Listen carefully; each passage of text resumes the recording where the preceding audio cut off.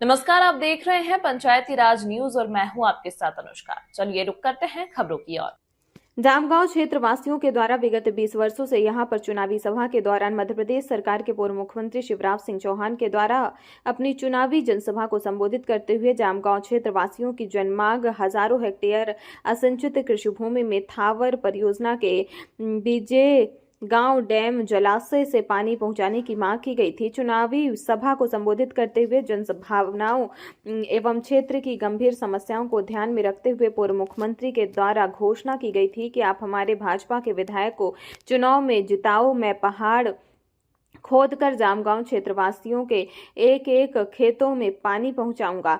पश्चात यहां के क्षेत्रवासियों के द्वारा लगातार नगर निर्माण कार्य की मांग को लेकर अनेक प्रकार विभिन्न चुनावों का बहिष्कार किया गया। अनेक बार मुख्य सड़क मार्ग पर चक्का जाम जैसे जन आंदोलन किए गए। जल संसाधन विभाग मंडला के जिम्मेदार अधिकारियों के द्वारा विगत 2 वर्षों से इस परियोजना को मूर्त रूप एवं स्वीकृति के लिए बहुत ज्यादा मध्य प्रदेश शासन के विभागीय पत्राचार की कार्रवाई के पश्चात मध्य प्रदेश सरकार के द्वारा इस महत्वाकांक्षी सिंचाई परियोजना की स्वीकृति 104 करोड़ रुपए की प्रदान की गई, जिसके बाद विभागीय शासकीय कार्रवाई पूर्ण होने के पश्चात माइक्रो सिंचाई परियोजना का भूमि पूजन कार्यक्रम जिले जनप्रतिनिधियों, सामाजिक कार्यकर्ताओं, क्षेत्रवासियों की उपस्थित में कर अब थावर माइक्रो सिंचाई परियोजना का निर्माण कार्य संबंधित निर्माण एजेंसी ठेकेदार के द्वारा विभागीय अधिकारियों, तकनीकी अमला की मौजूदगी में जोरों से आरंभ कर दिया गया। सर, पंचायती राज न्यूज़ में आपका बहुत बहुत स्वागत है। आप अपना नाम बताएंगे और परिचय देंगे, किस पद में हैं, कहाँ पर क्या काम कर रहे हैं। मेरा नाम अभिषेक बिरतिया है। मैं इस एजेंसी में प्रोजेक्ट मैनेजर के पद पर हूँ। अपना कौन सी एजेंसी में आप मैनेजर हैं?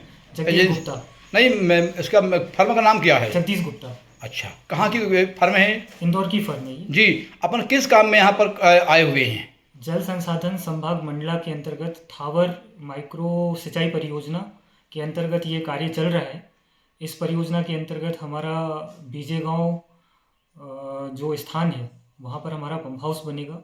वहाँ से हम पानी को लिफ्ट करेंगे और पाइपलाइन के द्वारा हमारा बीजे गांव से होता हुआ, सर्रा पिपरिया से होता हुआ, भैंसवाही से होता हुआ जामगांव की ओर जाएगा और जामगांव से चिरई डोंगरी की ओर जाएगा। इस योजना में कितने गांव के लोग लाभान्वित हो, कितने किस रकबा होगा इसमें? इस परियोजना से टोटल 38 गांवों के किसानों को लाभ मिलने वाला है, सिंचाई सुविधा मिलने वाली है और अत्यंत ही आधुनिक तकनीक से मिलने वाली है। अच्छा, ये परियोजना कितने वर्षों में पूर्ण करेंगे आप?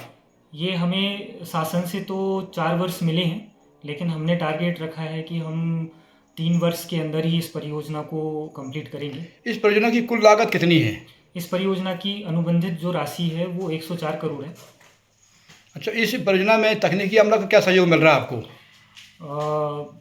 बिल्कुल, हम युद्ध स्तर पर उतरे हुए हैं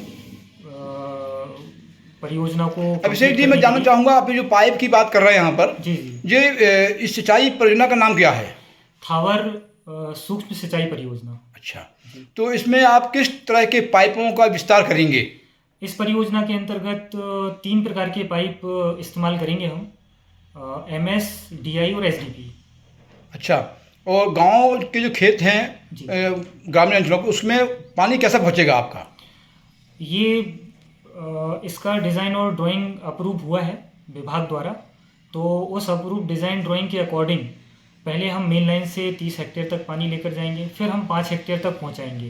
पहले पानी अपना मेन लाइन में जाएगा, MS लाइन में, फिर MS से SDP में जाएगा, DI में जाएगा और उससे जो ब्रांचेस निकलेंगी SDP पाइप की, तो उसके द्वारा फिर किसानों के खेतों तक पहुंचेगा। अच्छा, ये निर्माण कार्य के पूर्ण होने पर इसकी देखरेख कितने वर्ष तक आप करेंगे? 5 वर्ष आप करेंगे। इसके बाद क्या होगा परियोजना का? इसके बाद परियोजना विभाग को सौंप दी जाएगी, तो विभाग इसको संचालन करेगा। अच्छा, अभी क्षेत्र में जनचर्चा है कि जो निर्माण कार्य चल रहा है उसमें पाइप में कुछ समानांतर दिखाई दे रही है, इसमें क्या कहेंगे आप? नहीं, ऐसा तो नहीं है। ये जो प्रक्रिया है संपूर्ण, वो एक प्रॉपर प्रोसीजर के साथ में होता है। जो भी पाइप आता है वो पूरे क्वालिटी चेक के साथ आता है। तो इस परियोजना में जो भी इस्तेमाल हो रहा है वो पूरे क्वालिटी के साथ और समस्त क्वालिटी चेक से गुजर कर ही आता है। ये पाइप कहाँ से आए हुए आपके?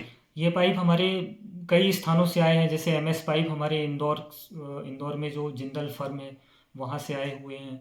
मान से आए हुए हैं, अहमदाबाद से आ रहे हैं, तो अलग अलग स्थानों से आए हुए हैं। अच्छा, अब क्वालिटी की बात, इसकी क्वालिटी की चेक कहाँ से होती है? ये क्वालिटी चेक जो है अपना वहीं कंपनी में ही होती है और विभाग द्वारा उसका परीक्षण भी किया जाता है, निरीक्षण भी किया जाता है। इसके बाद यहाँ पर उसके बाद यहाँ पर आता है। अच्छा, जो आप साइड में जो काम चल रहा है आपका, जी जी क्या वहाँ पर आपके तकनीकी अमला वहाँ मौजूद रहते हैं? बिल्कुल। किस टाइप के वो मौजूद रहते हैं, कौन रहते हैं वहाँ पर? वहाँ पे हमारे सब इंजीनियर जो हैं परियोजना में अभी पदस्थ हैं, जो श्री गोविंदा सोलंकी जी, श्री SS मरकाम जी, और हमारे विभाग के जो SDO हैं ध्रुवे सर, ई हैं। अच्छा अभिषेक जी, जी। मैं जानना चाहूँगा मीडिया के माध्यम से, जी। क्या आपने इतना जो काम लिए हैं, जी। इसकी दूरी क्या होगी? इसकी दूरी सर बीजे गांव से हमारा जो कमांड का अंतिम छोर है वो यहाँ से लगभग पीपरदोन। हाँ, पीपरदोन। कितनी दूरी होगी? ये लगभग 27 किलोमीटर दूर है इधर से। अच्छा, यहाँ जो मशीनें लगे हैं जी। वो मशीनें में क्या आपने पेटी कंट्रोल काम दिए हैं क्या? ये हमारे एजेंसी के द्वारा ही विभिन्न क्षेत्रों में डिप्लॉय करी गई हैं, हमने ही उतारी हैं मशीनें काम अच्छा, करने के पाइप जो जोड़ रहे जी। हैं उसके लिए क्या व्यवस्था की है वहाँ पर आप साइड में? साइड पे पाइप को जोड़ने के लिए हर एक पाइप अलग तरह से जुड़ता है। जैसे MS पाइप है वो वेल्डिंग से जोड़ा जाता है, SDP का पाइप जो है वो मेल्ट करके जोड़ा जाता है, DI का पाइप जो है वो पुशिंग मेथड से जोड़ा जाता है। अधिकांश काम आपका मशीनों द्वारा हो रहा है? अधिकांश कौन सी मशीन लगी है आपके साइड में? JCB, हाइड्रा, पोकलैंड, इस तरह की मशीनें उपयोग में लाई। अच्छा, इस समय क्या फसलों का, किसानों को नुकसान होता होगा, उसके लिए क्या आप कर रहे हैं? हमारे कार्य के दौरान फसलों को नुकसान भी हो रहा है, तो हमें कलेक्ट्रेट की तरफ से जो शाखा, कृषि शाखा है, वहाँ से हमें रिकॉर्ड मिला हुआ है प्रोडक्टिविटी का और MSP।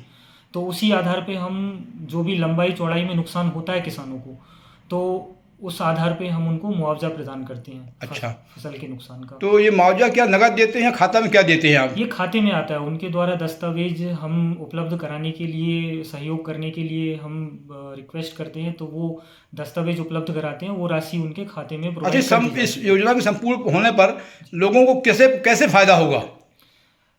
लोगों को ये परियोजना असिंचित क्षेत्र के लिए आई है, तो सिंचित होगा तो उत्पादन भी बढ़ेगा, उत्पादन बढ़ेगा तो उनकी आय में वृद्धि होगी, तो इस तरह से काफ़ी लाभ होने वाला है किसानों शासन की मंशा है कि किसान, किसी को लाभ का धंधा बनाया जाए, तो इसमें आप कारगर साबित होंगे। जी जी बिल्कुल।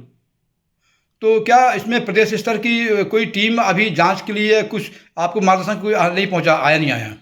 नहीं, वो तो पूरा प्रोसीजर से काम होता है। इसमें परियोजना का जो है अप्रूवल हुआ है, जल संसाधन के जो हायर अभी तक इसमें शासन द्वारा कितना भुगतान कर दिया गया आपको?